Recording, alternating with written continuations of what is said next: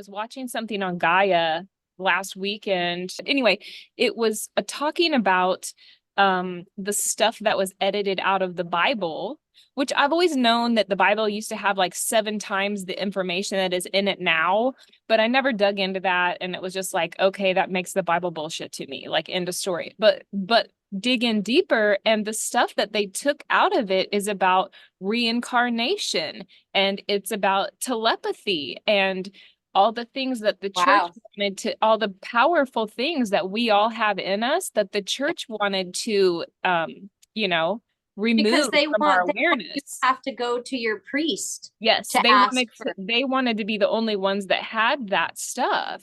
And like I said, I knew that they cut stuff out. I just didn't know what the stuff was. And to hear that this is the stuff, and this is the stuff that as I have learned it, it's making more sense to me than anything I ever learned before. It's like, wait a minute.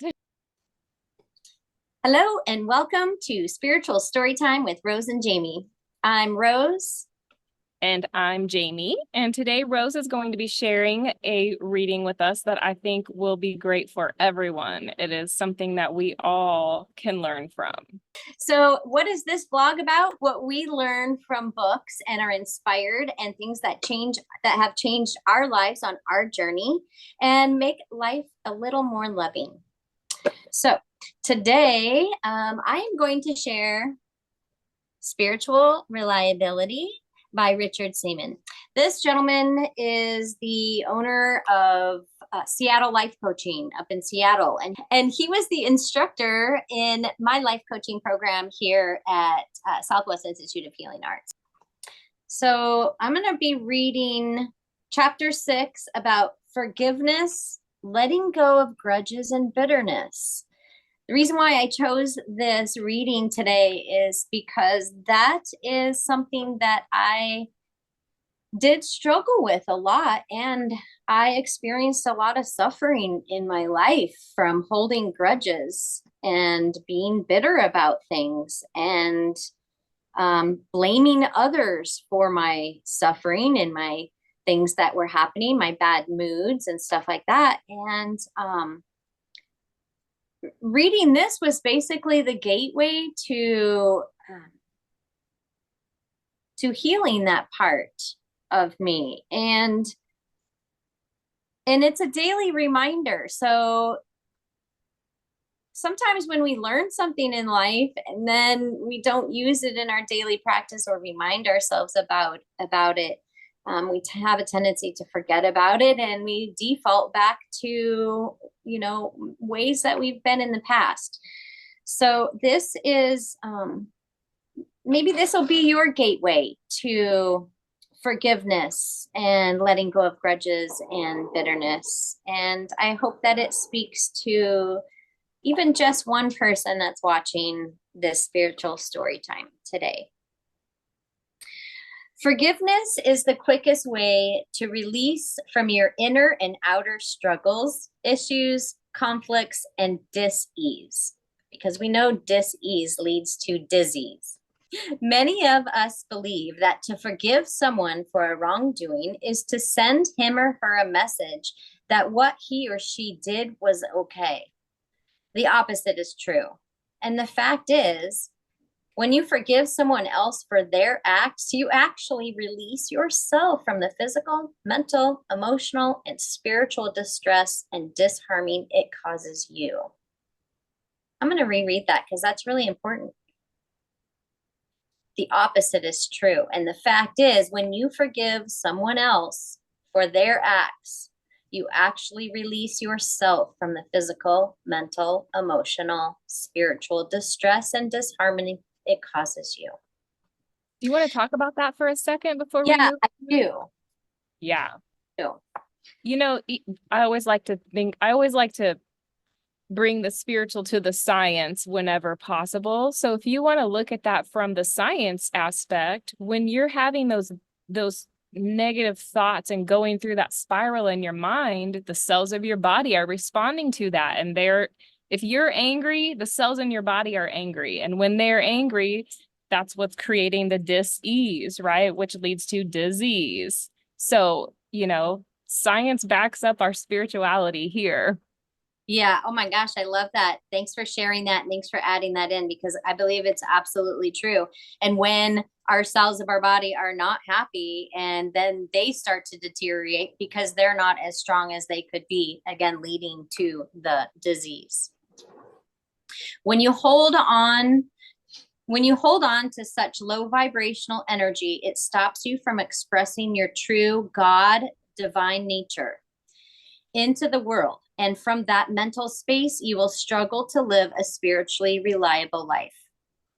The act of forgiving others is the highest expression of God's divine nature and is the only way you can truly become free and to move around the cabin of life in harmony, so to speak. When you make a decision to not forgive another for what they did or said to you, then you become firmly belted and restricted into a very limited space, lacking possibilities. Think of how you feel when you're sitting in the middle seat of an airplane. Being belted and strapped down onto any chair only keeps you stuck and anchored to a very limited space. In this metaphor, I'm describing a very small space with limited room to move, grow, and express yourself fully. This small, constricted, confining space may feel safe and comfy, but lacks the open space for true, bigger possibility to manifest. All of us have had acts, words, and wrongdoings done to us, and most of those acts of wrongdoing were perceived as painful by our human ego. It is possible that these acts of wrongdoing were powerful learning opportunities. Life is full of wrongdoings, misfortune, drama, and chaos. The light is not the only teacher. The darkness teaches and shows you what you don't want in your life. These experiences never feel peaceful, but come with a message if you let your spirit guide you. As Marianne Williamson writes, the ego says, once everything falls into place, I'll feel peace.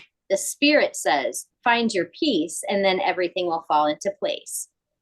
When these types of experiences happen to us, we take it very personally, and our automatic emergency response system goes into high alert and rings the danger bell. These bells signal a rude intrusion, a breach in contract. They beckon and warn you of a threat and possible betrayal to your physical, mental, emotional, and spiritual systems. When we hear the bells of betrayal sound out, most of us run, hide, duck, and cover, seeking to avoid or minimize our own personal spiritual attack. This is normal for most of us and is part of our human programming. The programming is literally hardwired into us from our DNA and goes way back to our primitive selves. This programming is designed to protect us and send the message to fight or flight, not to forgive those who have hurt our emotional selves. I think that's an important part to talk about too, because in society, especially today, and I'm sure it has been in other eras of history, fight or flight is the sympathetic nervous system going into overdrive, and most people are living in a low level fight or flight constantly, and don't even recognize it because their body has come The accustomed norm. Yeah. to knowing that, to that feeling of being in a constant state of stress and a constant state of sympathetic nervous system. Yes. Yeah. And when your body is in that stress mode, you're not healing, you're not repairing anything, right? It's just like trying to keep your head above water. So that's why it's so important to get out of that fight or flight, because to maintain your health and to heal whatever's happening, you have to be in rest and digest. You have to be in that parasympathetic, and the world we live in isn't conducive to being in the parasympathetic. Right, exactly. And I feel like the rest and digest, that it probably has a lot. I mean, I don't know any studies right offhand, but it probably has a lot to do with a lot of the digestive issues and stuff that are going on with people and obesity and stuff like that too. Not just the poor state that our food is in, but also because we're not given the opportunity for the rest and the digest. So how is our system supposed to digest properly if we're not Yeah. giving that opportunity. Yeah, gut So health is like out the window if you're always in sympathetic, right? You don't have gut health. All the healthy stuff that all the little bugs and everything that should be flourishing and living their best life inside of you, which is what facilitates your digestion, they die off. They're not there. So you're not going to digest well, leading to all the things that you just mentioned. right. Yeah. And we could go on. We'll probably have to cut this part off because we could seriously, between you and I, Jamie, we could go on and on and on of I how know. I the was like, sympathetic system could is a detriment to everyone's health. yes, I was like, reel it in, Jamie, reel it in. Because now I'm going like meditation and yoga. And I was like, Yep. no, wait, Yes, we it's gotta like so important, people. it's so important. All right. Zip it and throw away the key on that part. We'll move on because we don't want this to be 3 hours. All right. The process of rewiring our primitive self is not something we naturally do easily.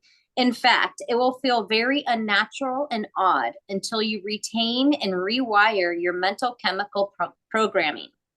In the beginning, most people will resist the idea to forgive someone for an act of wrongdoing and will cling to their pain, agony, and misery out of sheer fear of being violated again.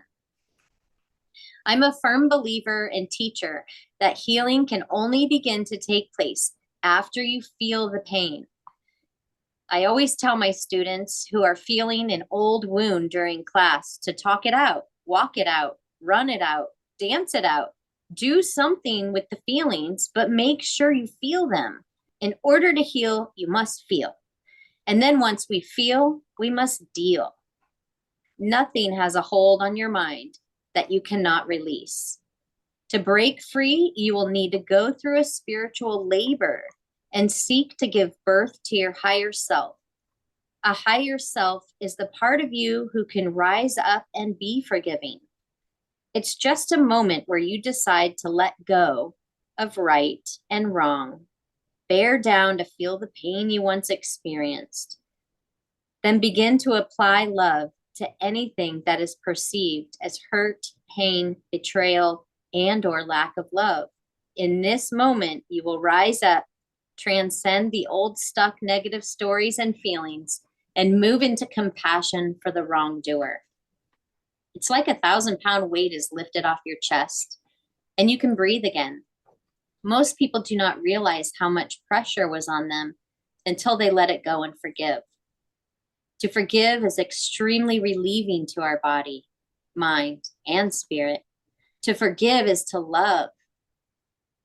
And to lovingly forgive is to walk a spiritually reliable life. So I'm just going to pause right here for a moment because in the beginning of this episode, I had put a trigger warning for content that is around drug abuse and sexual abuse. So this is where it begins. So if you are wanting to skip over this part, or maybe not even just skip over it, but listen to it with detached awareness. So if anything does arise for you from the reading in this part, then know that you are safe where you are watching this as the movie watcher, as being the person that's detached from the events that are taking place. I just wanted to plug that in there.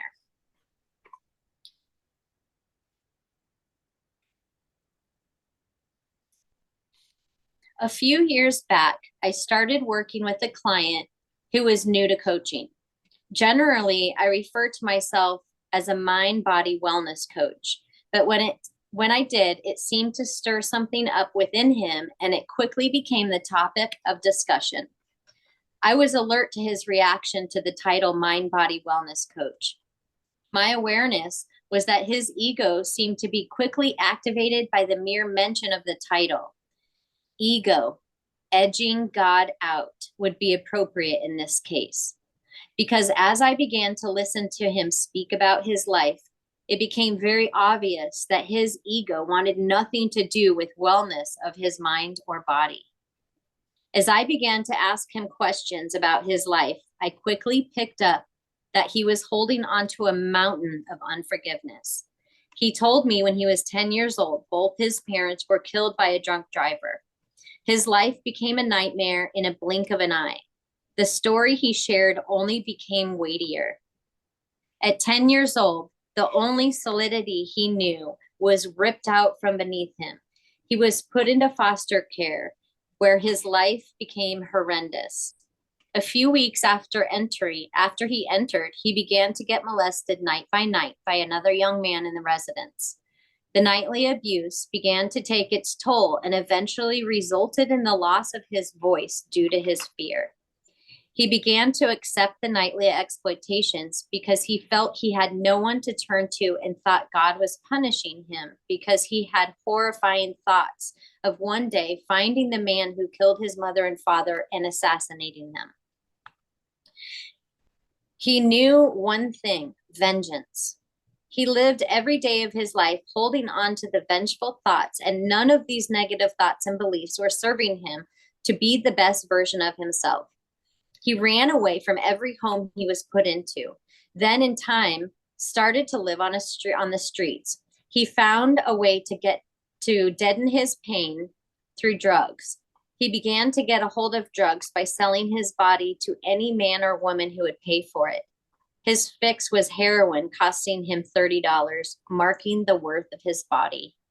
He spent over 2 decades living this type of lifestyle, and as a consequence, he became HIV positive at the age of 16 and lives with hepatitis C. He spent over an hour sharing with me all he had experienced and witnessed. I asked him who he had told about his thoughts of wanting to kill the man who unintentionally killed his parents. He said no one until now. At this moment, I fully realized he had been holding on to anger, hatred, resentment, pain, and victimness since he was 10 years old. Any thoughts of revenge are like cancer eating you from the inside, which then manifests into your life as pain, sickness, addiction, isolation, shame, anger, fear, and then turns inward and becomes an even deeper wound that creates a self-sacrifice life. I asked him if he would be willing to just speak out everything that was on his mind. He agreed, and the torrent began. As he shared it, it continued to get larger, bigger, and longer. It was like the door of Pandora's box was opened, and what exposed itself was unbelievable darkness, negativity, and hatred. All of this was stealing and robbing him from having a beautiful life, a life where he walked daily as his greatest, highest, wisest expression of himself. Instead, it was stealing and robbing his authentic personal power. In this moment, I felt like a tornado had just hit the room. He and I both became very silent and held very direct, loving eye contact. Then he spoke out, "Oh my God, I can't believe all those things that were inside of me. I buried deep like a parasite, clinging and robbing me from having the life I deserve. I have never talked to anybody about this. I have been living this way for so many years. And now, by me just speaking out this stuff, it feels like 1,000-pound weight has been lifted off my chest." At this moment, I noticed there was a new expression on his face, which I had never seen previously. It was like a light bulb went off in his brain, and I asked him what. He said, "I have to let go of that hatred for this man because not only did he kill my parents, but I am now allowing him to kill me in all my dreams. The hatred and lack of forgiveness I live with every day has stolen so much of me. In order for me to move on and have a life beyond the one I currently know, I must forgive him and release the pain to God. I know my parents are okay." "Yes, yes," I said. I had an image in this moment that champagne bottles were popping off in heaven and his parents and God were celebrating his new awareness, a new life of forgiveness. I believe that there will be copious amount of work to be done by this young man. But what I do know is that he has begun a new life, a new way. He had a shift in perception, which began to create a new normal, a happier, more fulfilling life, full of possibility, with forgiveness for his biggest nemesis and compassion for himself. If you are still living in the pain of any experience, you may need to feel it for a while. I know that everyone is on his or her own timeline, and God will always honor your time by allowing you to choose. Remember, there is no wrong path, and even the path of pain can become, in the end, your greatest and wisest teacher. While journeying down this path of forgiveness, I believe you will be in one of three metaphorical models and may vacillate between the mindsets. The first one is ostrich. The ostrich archetype chooses to hang on to the pain of the experience for their own conscious or unconscious reasons, burying their head in the sand, denying there is anything wrong, walking in a fog, not able to see clearly or consciously. The second is the masochist. The masochist archetype enjoys the pain, feeling alive because it appears that something is happening in their life. They may be enthralled by the drama and choose to hang out in it because it's feeding a need within them to feel something, or rather, this is better than nothing. The third is the warrior. The warrior archetype feels the need to feel the pain and to learn the lessons by getting squeezed and pushed through the knot hole to learn the higher spiritual message. They recreate themselves by learning from their painful experiences. Feeling the pain can actually transform your life because it requires you to push through the knot hole, and once you exit, your life trajectory is altered. This alteration may have been the exact thing that was needed to place you on the path to your next assignment, your next lesson, and a reset. Without this painful experience, you would have never made the shifts that were absolutely vital to get you to where you need to be. These painful experiences are actually fuel that propels you to jump into the gap and begin to brew new possibilities. When you're living in possibility, you're living positively. When you're positive, your energy, your light begins to rise, and all those old painful experiences fall away, and you begin to transcend the false illusions that you were wronged and replace it with the knowing that every struggle and challenge has a spiritual lesson. A spiritually reliable person will seek to understand, and those who seek to find. When someone who you care about hurts you, you can hold on to your anger, resentment, and thoughts of revenge, or embrace forgiveness, seek to transcend, and move up, forward, and onward. Do you want to pause there for a minute and chat about that at all? Because that was a lot. Yeah, that was a lot. I think it's important for people to know that just because you forgive somebody doesn't mean that you stay open to allowing that same thing to continue happening. So for me, it was really hard when I was younger, it was hard to grasp the idea of forgiving somebody because I equated that with this thing will happen again.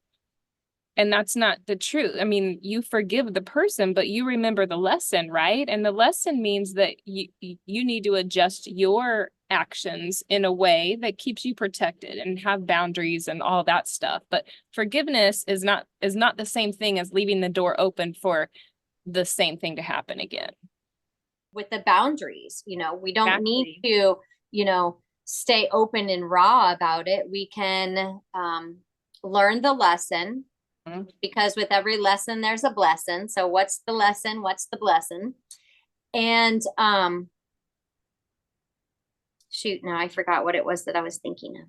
Well, just that alone is good. The lesson is a blessing. It is. And, when you're shifting into that gratitude mindset and the victor and not the victim, everything that happens in our life is happening for us, and that doesn't mean everything's pleasurable and pleasant, but if you are looking at it from the perspective of how is this for me, it's a way different experience than, can you believe that person did this to me or this, it's like, take your power back and learn what there is to learn and then move on. Thank you for sharing that, Jamie. I really appreciate your input into this. And that's why I love having two people in this. So thanks for being my partner in this. Of course, it's my pleasure.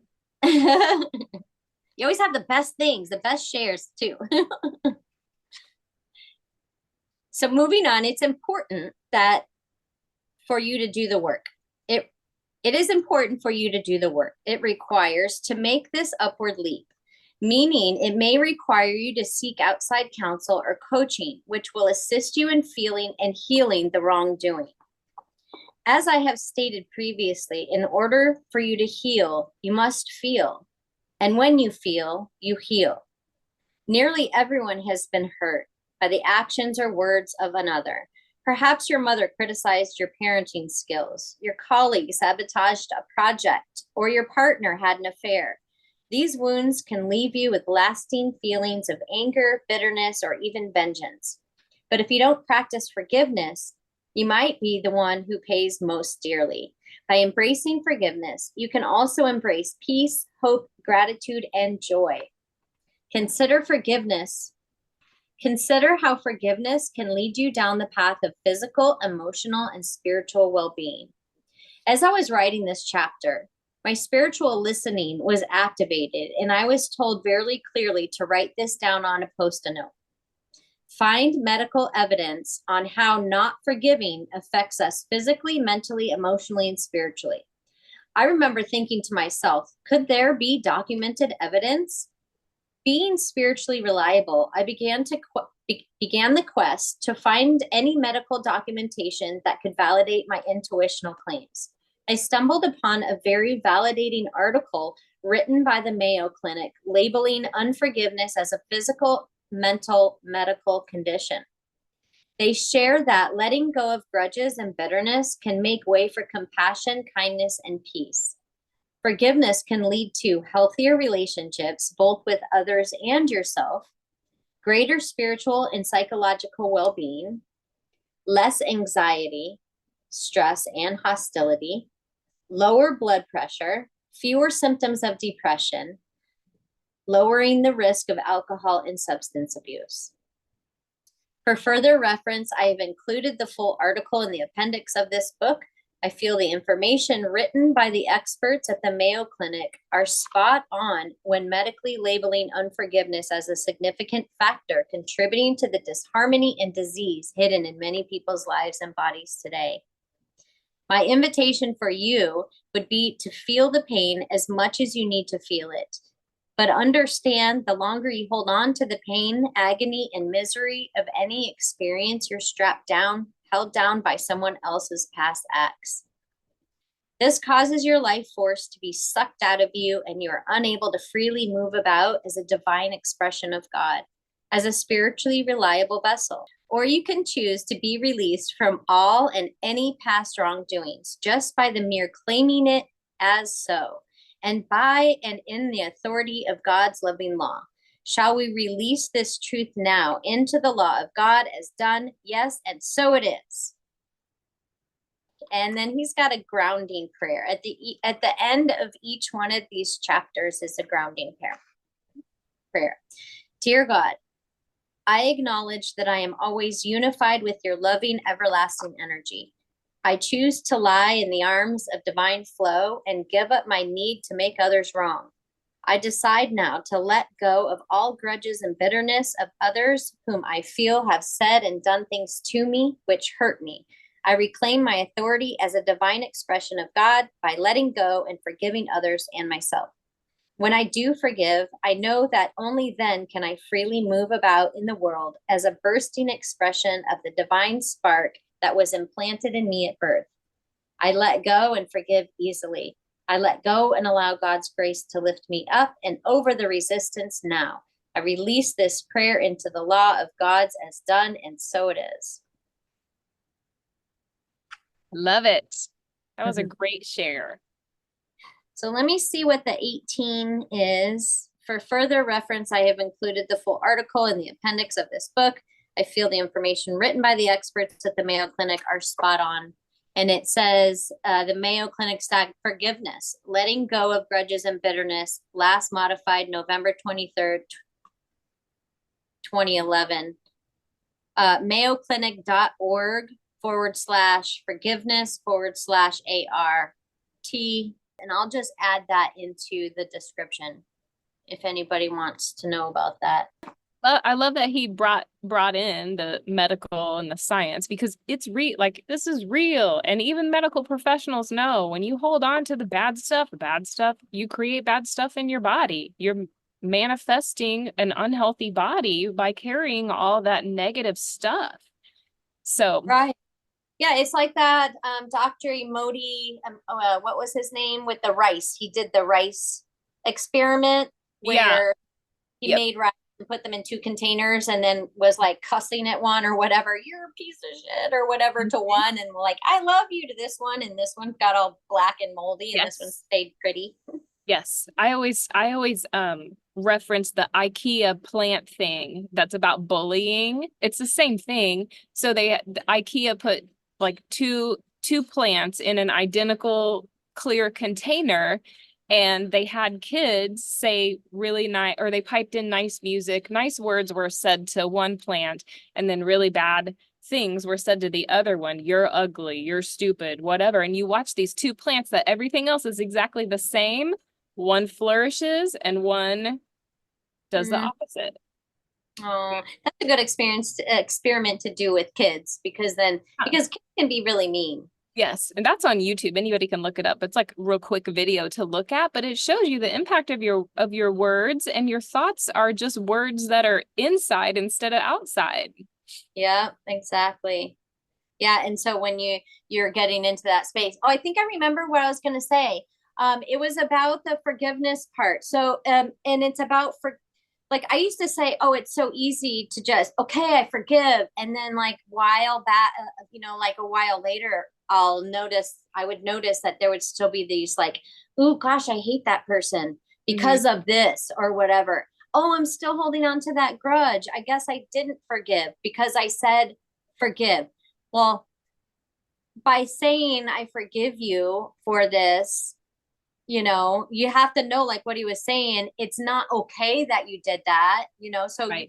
You're going to say I forgive you to somebody, maybe you say I forgive you for this, but it's not okay that it happened, but I forgive you. And then you have to really feel that you're forgiving them, and be like that duck and let it roll off, let that water off, that insult or that wrongdoing or whatever, because I mean, that it's a practice, and it's hard. Sometimes it could be really hard to actually forgive, but once you really put your efforts into forgiving and realizing, it takes the realization. And this story is where this reading is a great wonderful way of saying, like, yeah, you can really forgive, and this is the good things that happen. So it's more than just words. It's a feeling, and you do feel a lot lighter when you do forgive.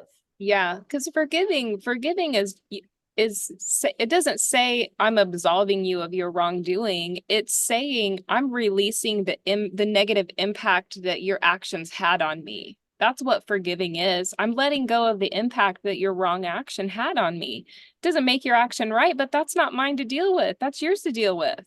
So I'm gonna stop dealing with it and forgive you. Right. Yeah. And then I feel like that could help on so many different levels. Like, that could help even on PTSD levels. Yeah, all the levels. And the other thing, I mean, this example that was in the book, that's a horrific, that's a pretty rough example of needing to forgive. It's like all the bad things that can happen rolled up into one life, and it started at 10 years old, and it's horrible. But if you think about that person's life, and I mean, he probably wronged some people along the way too, with all the choices he was making that were harmful to himself. I'm sure he wronged others along the way, and he has to deal with that. But somebody else not forgiving him doesn't. I kind of lost my train of thought there. Well, it also takes me to especially something like this where he was selling his body for $30, that he was marking his worth. So Mm-hmm. once he forgives these people for, or this man for not murdering, well, basically murdering his family because he was drunk driving and killing his parents, and then thrusting him into the world. Once he had forgiven them, where's the part about forgiving himself for what he had done, Yeah. the wrong choices he had made for himself. So Yeah. I'm a big advocate of self-forgiveness, Yeah. and self-forgiveness to me, in my opinion, is the first thing you got to do. Is you first have to forgive yourself in Mm-hmm. order to, truly forgive other people, Mm-hmm. because if you're doing one without the other, then I don't feel like there's that true healing and forgiving, because Yeah. there are always the repercussions. So, I mean, like, talk about Well, and self. think about, if you think about that drunk driver. Okay, so he is not forgiving this drunk driver, but him not forgiving that drunk driver did not impact the drunk driver's life whatsoever, because they never even interacted again. So his inability to forgive that drunk driver only impacted his own life, and in the worst possible way, right?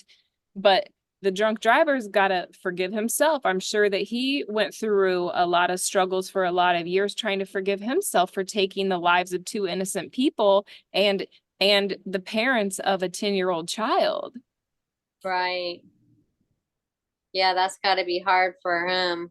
It's, the situation like that is, it's hard for every single person involved, but the lessons that are available for each person are very different too. The Mm-hmm. best thing that you can do in a bad situation is squeeze out the lessons. Yeah, yeah. Otherwise, You it know, wasn't, what's the if he point? wouldn't have forgiven himself, like, let's say, for instance, the guy that was drunk driving didn't forgive himself, where does his life go from there? Like, does his go into a spiral of drinking and drugs and, Yeah, that kind of yeah, thing, to yeah, where he ends up having to, sell his body for money to pay rent or yeah. whatever? Like, it could be a maddening circle. And I believe that we chose our life. We chose before coming here. Like, we were like, this is the life I'm going to be living, because Yep. I need to right the karmic, the karma from the choices I made in a previous life. So in order to fix that, I need to go live this experience. Hmm. But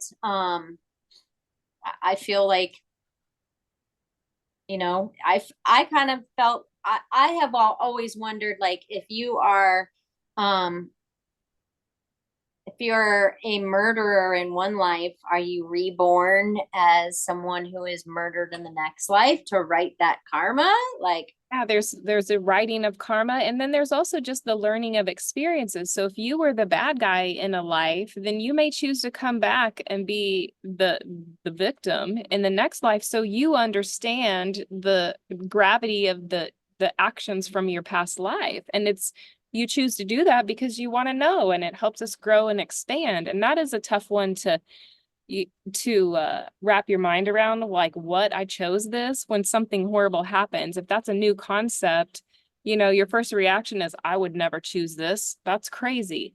But when you can mhm. kind of detach or maybe apply it in some less intense emotional situations and go, okay, well, I could see where I would choose that, you baby step your way up to, I actually chose everything. Right, that's true. That's true. Because that could, I mean, it's taken us a long time to Yeah. get to that state of awareness, Yeah. and it's been through a lot of exposure Hmm. to the spiritual world and different readings and teachings and different concepts and different beliefs and different cultures and stuff like that. So, And that's one thing that I've done is taken a little bit from, Yeah. everything. And then it's like, Take what wow, works for you. yeah, it seems like there's a lot of similarities to everything with a few differences. So that one feels good to me. That one feels right. That one feels good to me. Yes. And it's really like my own Yeah. spiritual recipe, you know? Yeah. And I think that's what we all that's the best for all of us. Take what works and just let the rest go. Don't get caught up in what somebody else believes and it's wrong and whatever. Just find what works for you and embody that and be the light. Yeah, Let other people say, "Oh, well that what are you doing? That looks like it's working for you. I'm curious." But expecting everybody to believe what you believe doesn't right. work. Exactly. That's how wars start, you know? Exactly. It doesn't work in politics, it doesn't work in religion, it doesn't work in life. Right. Exactly. Oh, what a great conversation we've had. What a great reading. Thank you so much for being here, Jamie. It's always so wonderful to share the magic that we can create together in helping people worldwide, or, this these videos are accessible worldwide. So I guess I could rightly say that. We're Um, worldwide. yeah. Oh, that just made me nervous. No. And it really just started me just sharing my thoughts. That's right. They need to be out there. People need to hear them. Yeah, it's true. I mean, there is a lot of, I mean, if there's just even one person or 100 people that I can get my little tiny pry bar in and like open up their minds just a little to Yep. see that it isn't just a one-sided thing, and you know it isn't so structured. It's everything is fluid and everything is always changing, and to Yeah. become adaptable, and be able to flow with the changes and be open to things that are a little may seem a little far-fetched to traditional thought processes and everything. Like, I'm really excited about this Anunnaki connection book that I'm going to be getting, and I can't wait to share that in the future. So, Yes, I'm excited for that too. because that seems a little, I mean, I think they even say somewhere in there about that it's a little, you know, it may seem a little out there, but A lot of times when something seems a little out there, when it's a new concept that your brain is being introduced to, you're like, whoa, that's too much. But then you let it settle for a few days and you're like, well, maybe, it takes a little while. It's like a new food. When we try a new food, what is it? Like seven or eight times you eat a new food before you actually know whether you like it or not. Because we have to get familiar with a new concept before we really. right. We've been so conditioned for so long that it can be uncomfortable to break out of the conditioned box that we've been put in for so many years. Yeah, but man, once you break out, that box is really uncomfortable. You realize how Yeah, uncomfortable that box was once you break out of it. So right. Who wants to go back in there? Like what he's saying, being strapped into the middle seat of an airplane. It's like, yeah, nobody likes that. no, no. All right. Well, thank you so much. And thank you all for watching. If you have grasped any kind of little message or anything from this video, from this edition of this vlog, episode of this vlog, please like, subscribe, and share, because you never know who might get something out of these messages that it could literally change their life and maybe even save it. So thanks again for watching, and we'll see you next time. Namaste. The light within me sees and honors that beautiful light within you. And Jai Bhagwan. Victory to your spirit. Bye. Bye.